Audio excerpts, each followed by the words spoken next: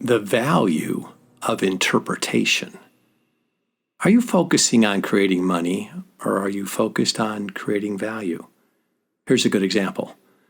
I have a fire pit at my house, and I needed firewood because I was having an event at my house. So I jumped in my truck and I drove down to Evans, a place selling firewood. It was my first time there, so I was a little overwhelmed by the sheer volume of wood that I could see on their lot. I asked the person at the counter to tell me about the different wood piles and where I would get my wood. She walked me to the front, pointed to each pile, and said, "That pile's birch, that pile's redwood, that pile's oak, that pile is pressed wood." And I thought, oh, that's really helpful information, but I don't know what it means.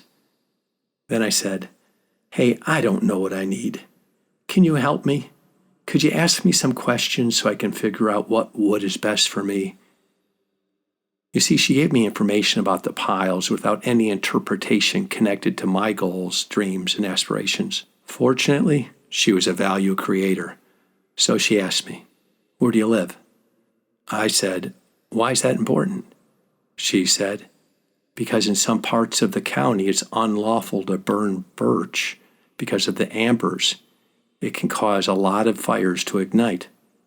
I said, "Okay, that's great to know." I said, "I live in Sonoma County." And she says, "No birch there." That was a reasonable interpretation of the information. Then she asked, "Where are you going to store the wood? Because some wood will dry quicker than others. And it doesn't burn well if it gets too moist." I shared with her that I was going to be outside. She said, "Well, that eliminates redwood." I said, "Oh, that's good to know." She says, "How high are the nearest tree canopies where the fire pit is?" Because some wood ambers fly 5 feet and others fly about 10 feet. I had to think about that for a minute. And I said, "It's probably 10 to 12 feet. She said, "Good." And then asked, "How long will you want the fire to last?" Because some wood burns a lot slower than others.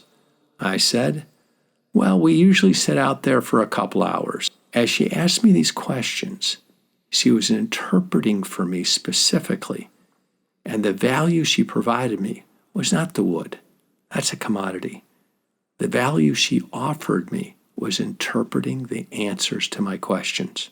So I bought 2 cords of oak, which was the perfect fire for my fire pit.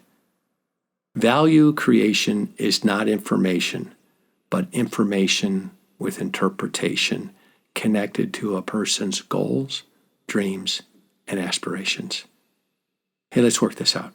Write 25 to 30 words to this direction question.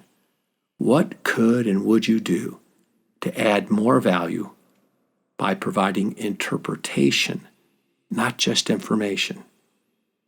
Again, now listen carefully. What could and would you do to add more value by providing interpretation, not just information? 25 to 30 words.